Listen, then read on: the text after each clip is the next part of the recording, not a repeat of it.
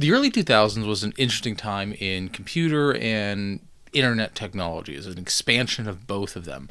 New companies would pop up and try crazy things. And what better example of this digital convergence is digital convergence and their CueCat. Even if you were active in the computing world in the 2000s, you might not know what this is today. It was short-lived and frankly unneeded. It was a handheld barcode scanner that would designed to bridge the gap between physical and digital media. There were special barcodes that were called Q codes. They looked like a regular barcode, but they were slanted, copyright reasons. And you can also use normal barcodes. The idea was it would make information online more accessible to people. However, by the year 2000, search engines were more effective, they were quicker, they were better, and anytime you used the CueCat, you had to be tethered to, it had to be plugged into your computer, right? And realistically, if I wanted to go to Coke's website, it's probably easier to go to a search engine, especially today, but even in the year 2000, type in Coke. Nice things about it is maybe I have a specific product, like the 2003 Leo Laporte's Technology Almanac from Q Publishing. I could scan this barcode, and it would take me to Q Publishing's website specifically for this Technology Almanac. Interesting idea, but probably just easier to type overall. Digital Convergence, the company behind the CueCat, was launched in the year 2000 with a lot of ambition, really. They partnered with big names like Wired Magazine, Forbes, Radio Shack. There were branded CueCats with airlines, and they gave these things out in the hundreds of thousands for free. This is my original one. I went to Radio Shack and picked it up, and it would open the whole world of digital convergence to me. The rollout has begun. Dallas Digerati got a sneak peek of CueCat and CRQ at a glitzy party.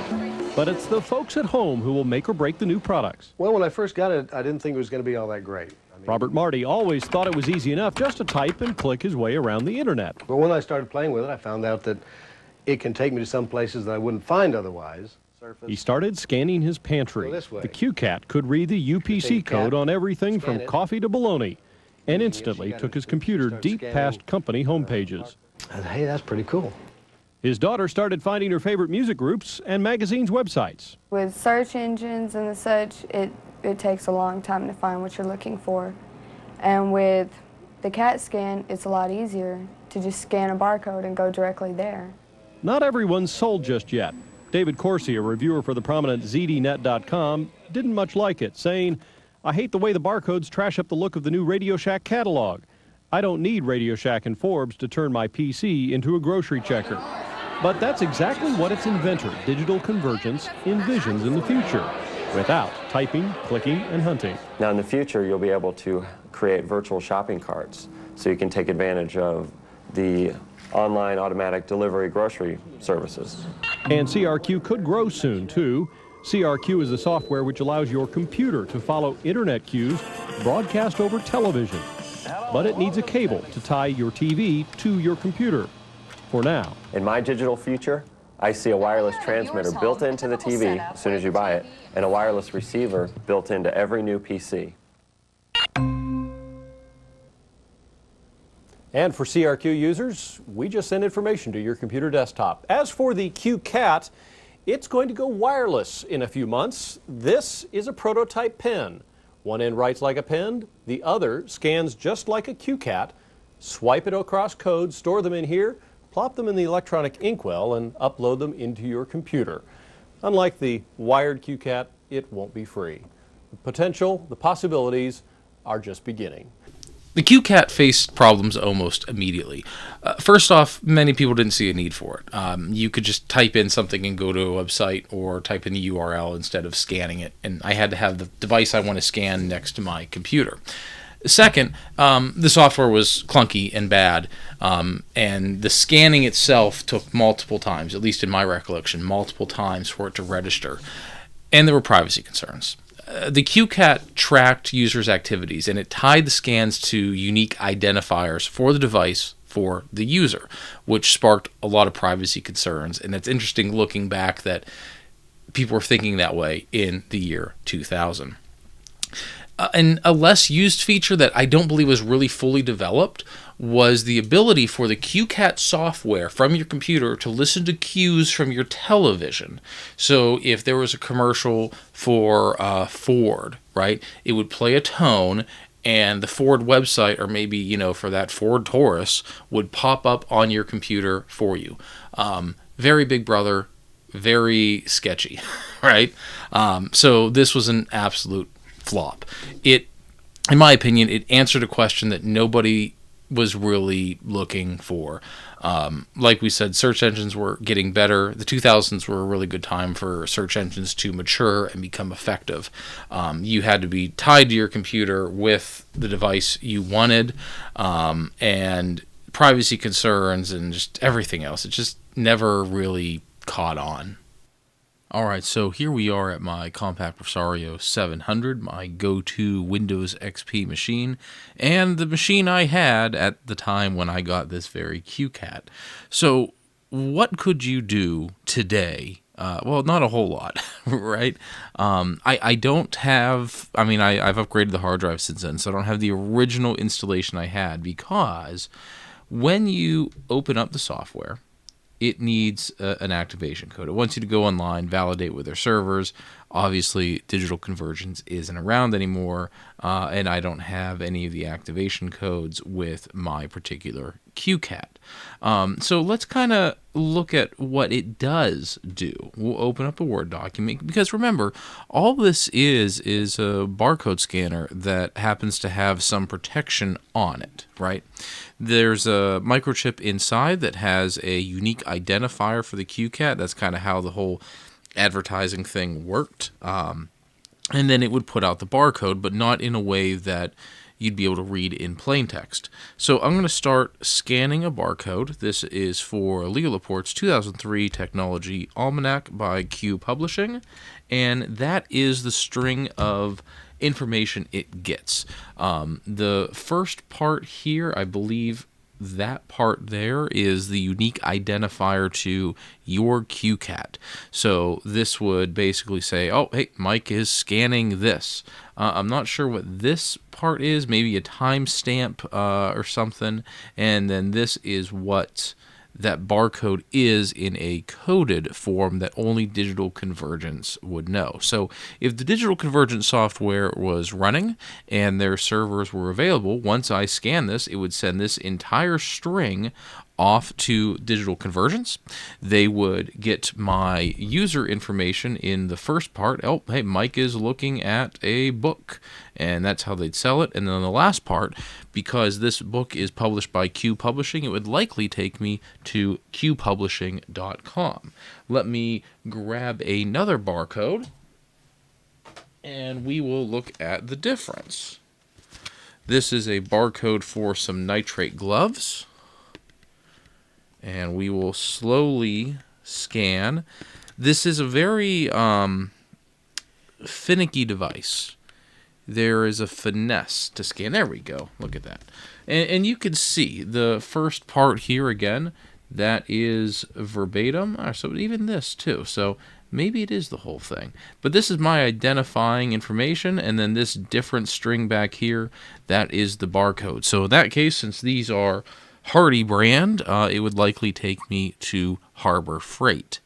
Now, one interesting thing that came out of this was something called the CueJack.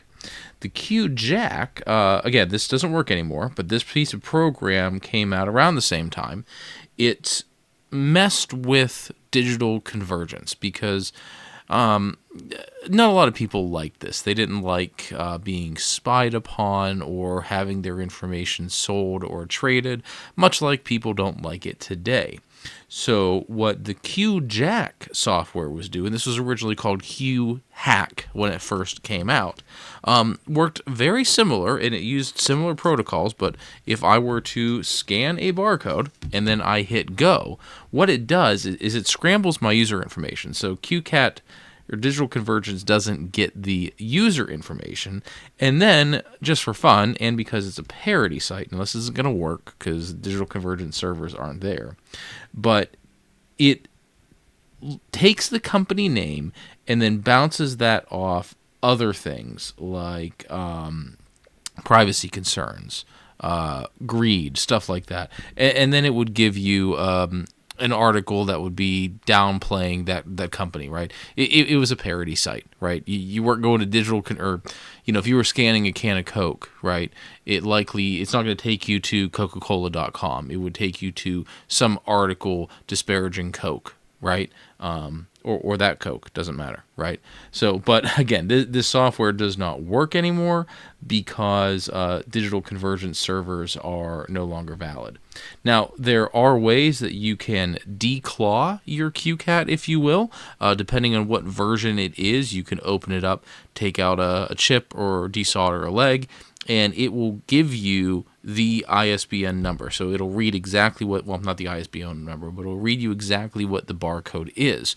And, that's really great if you wanted to use these to catalog books, catalog anything, really, with a barcode. It can come in handy, and sometimes you could find these cheaper than a barcode scanner. If you search for CueCat, somewhere in the top 5 results, it's going to talk about it being the worst invention ever, or one of the worst gadgets of all time. I think it's a little more than that. I definitely don't get behind selling people's information or tying individuals with search results, but it was an ambitious idea. It was an interesting business case. I don't agree with it, but it was an interesting idea. And I think it kind of future answered a question, right? Or for advertisers or businesses, it's important to get your name out in front of people and do it in an easy way. In 1999, 2000, 2001, really this had a lifespan of realistically 2002, but I think they were all liquidated in 2005. If I was out somewhere and there was a website or there was a product that I wanted to learn more about, chances are I'd have to write it down, pen and pencil. My cell phone, like most people's cell phones, could access the internet, but that was expensive. So I could probably take a grainy picture of it with my flip phone, maybe write it something in my notes section in the phone. We didn't have an easy way for that. But now we have QR codes. QR codes are everywhere. And I mean, everywhere. I need a QR code to authenticate myself with my Office 365 account, right? My logo, on the stickers I give out, I have a QR code on there. Imagine if I had that. Maybe I should do that. But if I had a barcode that you had to scan with your CueCat to go to the website. There was I don't want to say a need, but there was a want to connect consumers, to converge consumers digitally with your products and services. Yeah, there you go. I'll take my royalty fee. The CueCat was interesting. It really was. And I remember I had it. I never really worked. It was on. I registered it. I had the software. I just more liked having the cat on the desk with the little light coming out, and that's about it. Now, you can get these still relatively cheap, the PS2 version or a USB version, which would be my preferred if I were to get it again. The PS2 version does have a pass-through, so you can plug your keyboard into it. But I would recommend getting one of these, and you're probably thinking, well, it's useless, the servers don't work, and that's true. But you can declaw your CueCat. You can take, depending on the model it is, you either lift a leg or take a chip out or whatever. Just look up the model number, right? There's different variations of these. But what it'll do is then it'll just turn it into a normal barcode scanner. So if you're into books or you have a significant other in the books who wants to catalog their collection, that's great. Then instead of typing names in, they could just scan it. I had at one time, I could not find the software, but it decoded some of the gibberish in here, and I was able to use this as a regular barcode scanner, but there was a middleman, so I'd scan it, go to that software, and then I can copy and paste the number over. When I was selling a lot of books on Amazon, that was easier than typing in the names. But now you could just do this. And realistically, picking some of these up for less than $10 and doing some modification might be better than purchasing a dedicated barcode scanner. Plus, it looks cool. So that's nice, right? Did you have a barcode, or did you have a barcode scanner? Did you have a CueCat? Do you remember the CueCats coming out? I remember infomercials on Tech TV, obviously.